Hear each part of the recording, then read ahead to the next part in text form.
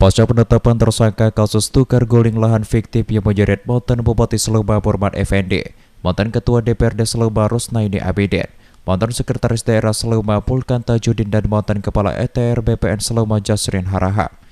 Kejaksaan Negeri Sleman melakukan penyitaan dengan memasang plakat sebanyak 4 titik di lahan seluas 19 hektar di kawasan Pasar Sembair, Kecamatan Sleman Timur pada Kamis siang.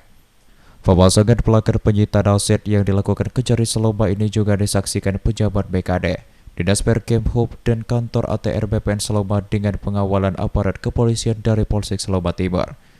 Dijelaskan Kasipirsus Kejari Sleman Ahmad Gofroni mengatakan, pemasangan plakat di lahan pemerintah Kabupaten Sleman ada 4 titik dari luas 19 hektar. Titik pertama yang dipasang plakat berada di tepat depan ruko sembayan. Kemudian di depan rumah salah seorang warga, ketiga lahan kosong di sebelah kawasan Pasar Sembayan, dan keempat di depan kawasan Pasar Sembayan. Kendati lahannya telah disita Kejaksaan Negeri Sleman, namun seluruh bangunan di atas lahan yang disengkatkan tidak disita Kejari Sleman karena status bangunan tidak masuk dalam pokok perkara.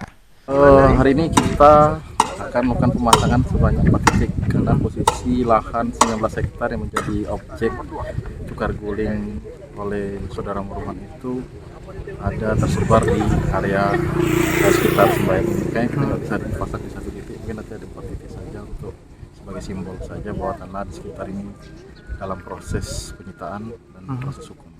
Nah, status bangunan ini termasuk aset Pemda jatuhnya, Bang? Yang jelas kita untuk bangunan kita tidak tahu ya, yang jelas kita bicara konteks objek tanahnya. Sementara itu, berdasarkan laporan hasil audit perhitungan kerugian negara oleh Kantor Akuntan Publik sebesar 19,5 miliar rupiah yang berasal dari barang negara atau daerah, berupa tanah kurang lebih 199,681 ml karena adanya kegiatan tukar guling lahan aset pemerintah Kabupaten Sleman di Kelurahan Sembayan tahun 2008. Kejari Sleman menyatakan tanah pengganti tanah milik Kabupaten Sleman senyatanya tidak ada, karena tanah pengganti tersebut merupakan tanah milik pemerintah Kabupaten Sleman sendiri yang sudah pernah dibebaskan pemerintah Kabupaten Bengkulu Selatan selaku Kabupaten Induk pada tahun 2003.